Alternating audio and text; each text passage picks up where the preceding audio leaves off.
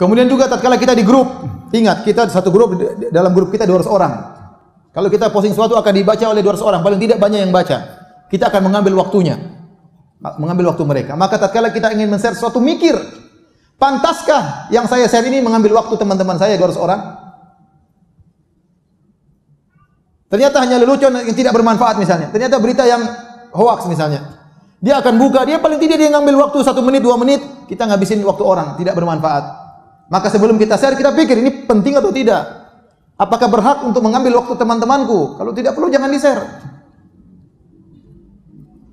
Tidak semua yang ada di benak kita share, tidak ada semua di benak kita share, tidak ada semua yang sampai kepada kita share. Jangan latah, ya. Jangan latah. Kata Nabi SAW, kafa bil mar'i kadiban an yuhadditsa bi kulli ma sami'. Cukuplah seorang dikatakan pendusta kalau dia menyampaikan seluruh yang dia dengar. Maka sama, cukuplah seorang dikatakan pendusta kalau dia men-share semua yang dia dapat. Tidak semua yang kita dapat kita share. Kalau ada share, ada berita datang kepada kita, pertama kita cek benar atau tidak. Datang dari jalan yang terpercaya atau tidak. Ya, sekarang berita ngawur-ngawur, banyak ngawurnya. Apakah sumber-sumber berita orang-orang penulis berita tersebut sikoh, ente kenal, rajin sholat di masjid, jujur? Anda kan nggak tahu. Mau berita tentang Saudi, mau berita tentang Amerika, mau berita tentang Indonesia, mau berita tentang pemerintah, mau berita tentang ustadz, belum tentu benar. Belum tentu benar. Kalau Anda mengenal yang bawa berita, maka Anda silakan. Tapi kalau enggak, hati-hati. Pertama, sebelum Anda men-share berita, pertama cek beritanya benar atau tidak. Kalau ternyata sudah benar, yang kedua manfaat atau tidak, maslahat atau tidak. Tidak semua yang benar kita sebarin. Kalau ternyata tidak bermanfaat, jangan disebarin. Tidak usah. Ngabisin waktu saudara-saudara kita. Ya. Baik, yang berikutnya kalau Anda men-share berita, link, langsung tulis judulnya. Jangan linknya doang, orang jadi penasaran. Juga, wah begini aja ngabisin kuota. Anda mengambil harta orang lain. Kuota orang lain habis padahal hal yang tidak bermanfaat. Maka kalau Anda nge-share link, langsung judulnya. Ini berita tentang ini loh, selek langsung linknya. Jangan bikin orang penasaran. Sebagian orang kirim ke saya tanpa ada judul, ini apa, saya jadi penasaran. Buka ternyata nggak bermanfaat ya. Nggak bermanfaat. Atau berita yang sudah terulang, ternyata sudah kita baca sebelumnya. Ngabisin kuota kita aja. Kemudian juga tatkala kita di grup ingin beri faedah, jangan terus-terusan kirim faedah.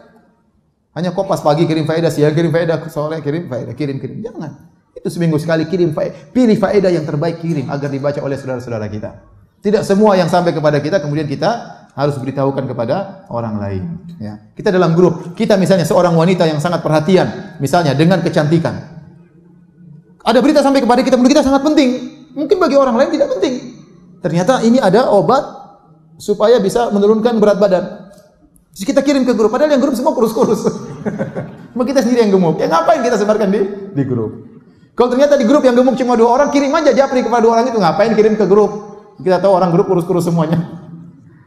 Maksud saya tidak semua yang menurut kita penting itu juga penting bagi orang lain. Harus kita pikirkan penting nggak bagi orang lain. Tidak semua penting yang bagi kita penting bagi orang lain.